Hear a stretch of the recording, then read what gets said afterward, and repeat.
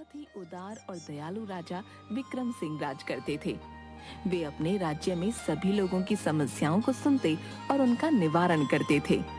पूरे राज्य में राजा विक्रम सिंह अपने न्याय के लिए जाने जाते थे।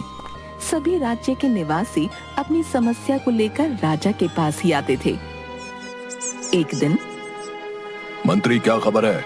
राज्य में सब सकुशल तो है ना? पड़ोसी राज्य की कोई खबर या कोई सूचना?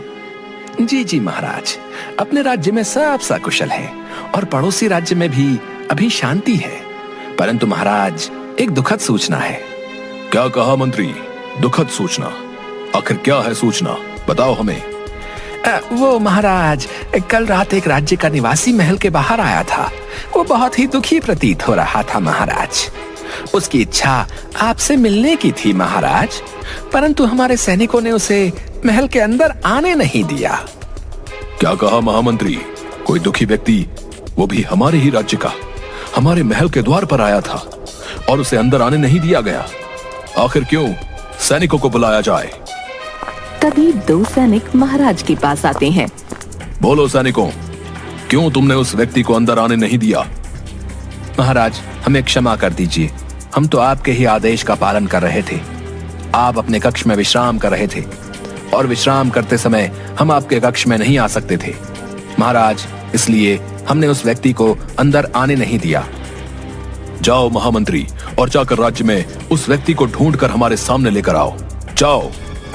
जिसके बाद महामंत्री सेना की एक टुकड़ी के साथ अपने राज्य में उस व्यक्ति को ढूंढने निकल पड़ते हैं कि तभी वो देखते हैं कि गांव के बाजार में एक छोटी सी कपड़े की दुकान के पास उन्हें एक आदमी सोमू काफी दुखी दिखाई पड़ता है, जो बहुत ही उदास एक जगह पर बैठा होता है। जिसे देखते ही, ये देखिए मंत्री जी, यही है वो आदमी जो उस दिन महल में आया था। चलो हमारे साथ, तुम्हें महाराज ने बुलाया है। क्या सच में महाराज ने मुझे स्वयं बुलाया है? मैं कब से उनसे मिलने की प्रतीक्षा कर रहा था। जिसके बाद मंत्री और अन्य सैनिकों के साथ वो आदमी राजा के महल में आता है। महाराज, यही है वो आदमी जो उस रात आपसे मिलने हमारे महल में आया था। क्या नाम है तुम्हारा? हमें माफ कर दो। जब तुम हमारे महल में आए उस समय हम विश्राम कर रहे थे, जिसकी वजह से हमारे सैनिकों ने तुम्हें हमसे नहीं मिलने दिया। बोलो, क्या परेशानी है? हम अवश्य ही उसका समाधान करेंगे। महाराज, मेरा नाम सोमू है। मैं एक बहुत ही गरीब किसान हूँ। मेरी एक पत्नी और 2 छोटे बच्चे हैं। महाराज, मेरे पास एक छोटा सा जमीन का टुकड़ा है जिस पर मैं कई वर्षों से खेती करता आया हूँ महाराज, लेकिन मेरे सौतेले भाई ने मुझसे वो जमीन अब छीन ली है। महाराज, मेरा भाई बोलता है कि वो जमीन मरने से पहले पिताजी ने उसे दी थी, जिस पर अब मेरा कोई अधिकार नहीं है। अब मैं क्या करूं महाराज? कई दिनों से मेरे घर में एक भी अनाज का दाना नहीं है महाराज, जिसकी वजह से घर में चूल्हा तक नहीं जला है। अब आप ही बताइए महाराज, मैं क्या करूं? महाराज, मेरे घर में तो अब 2 वक्त की रोटी बननी मुश्किल हो गई है महाराज। महामंत्री, इसके भाई को दरबार में बुलाया जाए। तभी कुछ सैनिकों के साथ सोमू का भाई दरबार में आता है। क्या नाम है तुम्हारा? क्या ये सच है कि तुमने अपने सौतेले भाई सोमू की जमीन धोखे से छीन ली है? बताओ हमें। मेरा नाम जग्गी है महाराज, और सोमू मेरा सौतेला भाई है। लेकिन ये झूठ है महाराज, मैंने इसकी कोई भी जमीन नहीं छीनी है। वो जमीन तो मेरी ही थी। पिताजी ने मरने से पहले ही वो जमीन मुझे दे दी थी। मैंने वो जमीन इस सोमू को सिर्फ खेती करने के लिए ही दी थी, लेकिन अब ये उस पर अपना हक जता रहा है। अब आप ही कुछ करिए महाराज। दोनों की बातें सुनकर विक्रम राजा बहुत सोच में पड़ जाते हैं। महामंत्री, इन दोनों को सबसे उत्तम फसल के बीज दिए जाएं। राजा की ये बात सुनकर दरबार में उपस्थित सभी लोग हैरान हो जाते हैं। अरे भाई, आखिर महाराज करना क्या चाहते हैं? अब किसी भी फसल के बीज से ये कैसे पता चलेगा कि इन दोनों में से झूठ कौन बोल रहा है? तभी महामंत्री दरबार में फसल के बीज लाते हैं। मैंने तुम दोनों की बात सुन ली है। ये तो सच है कि तुम दोनों में से कोई एक झूठ बोल रहा है, इसलिए अब मेरे पास एक ही उपाय है। मैं तुम दोनों को उच्च नस्ल के आलू के बीज दे रहा हूँ। तुम दोनों जाओ और उस जमीन के टुकड़े पर अपनी अपनी आलू की फसल उगाओ। जिसकी भी फसल उस जमीन के टुकड़े पर सबसे ज्यादा अच्छी होगी, वही उस जमीन का असली मालिक होगा। ये बात सुनकर सब चौंक जाते हैं और महामंत्री थोड़े थोड़े बीज दोनों को दे देते हैं। ठीक है महाराज, जैसी आपकी आज्ञा।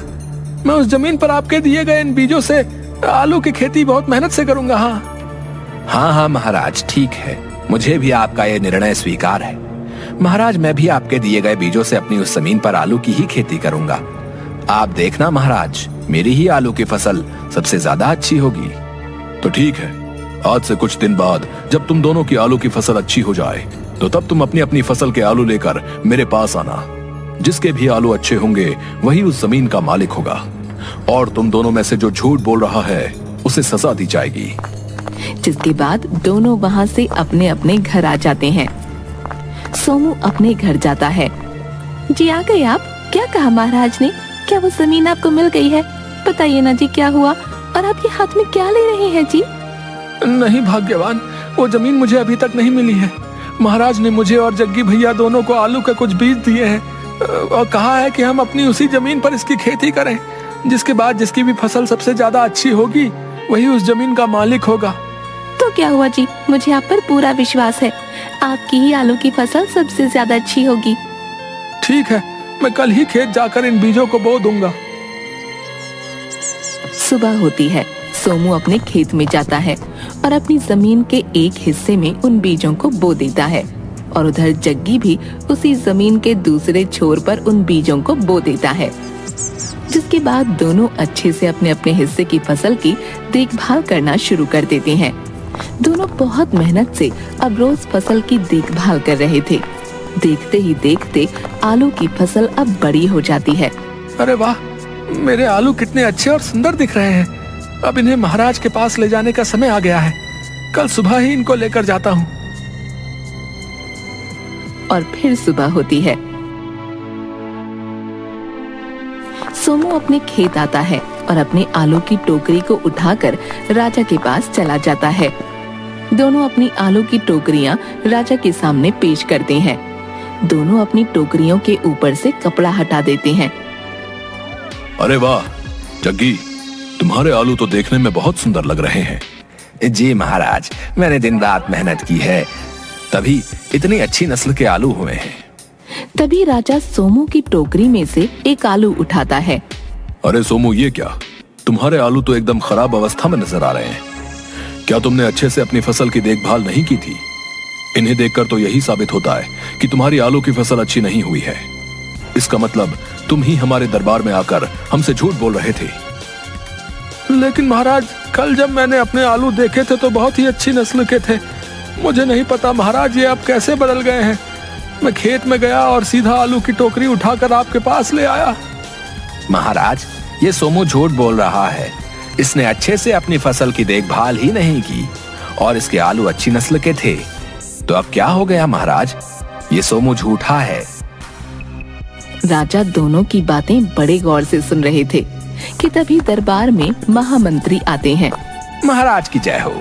आओ मंत्री, ये दोनों अपनी अपनी आलू की फसलें लेकर आए हैं और सोमू ही झूठ बोल रहा था।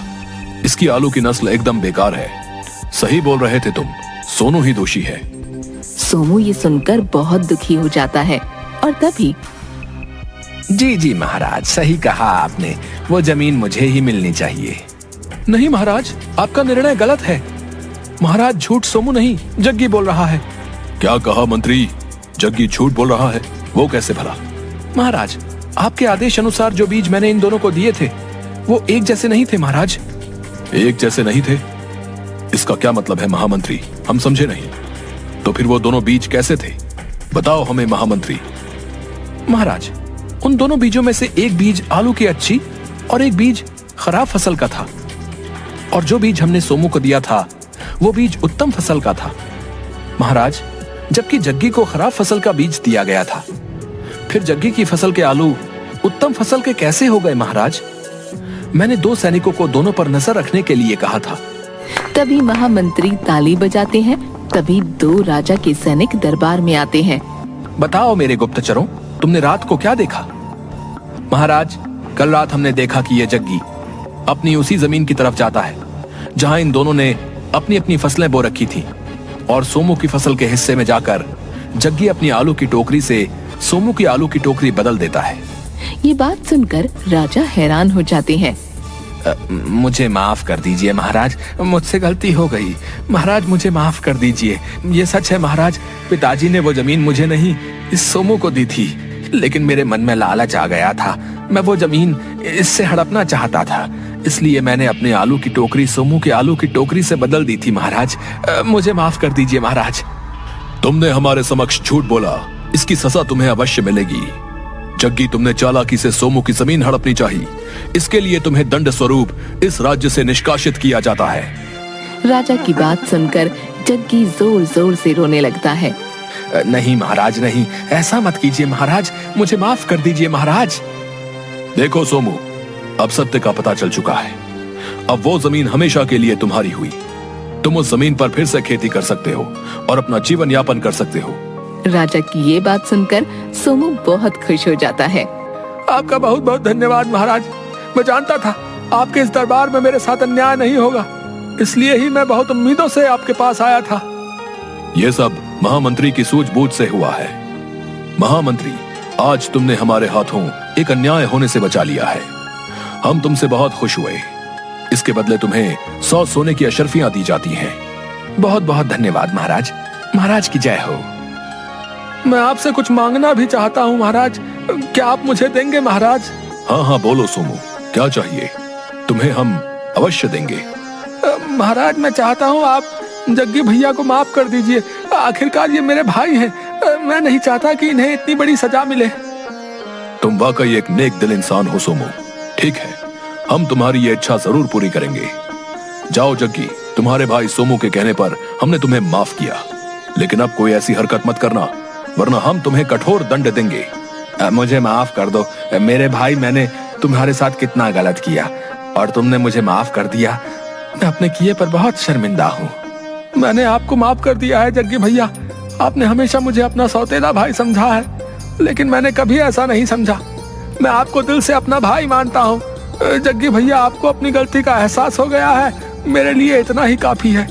अब हम दोनों मिलकर उस जमीन पर खेती करेंगे और खुशी खुशी साथ रहेंगे भैया।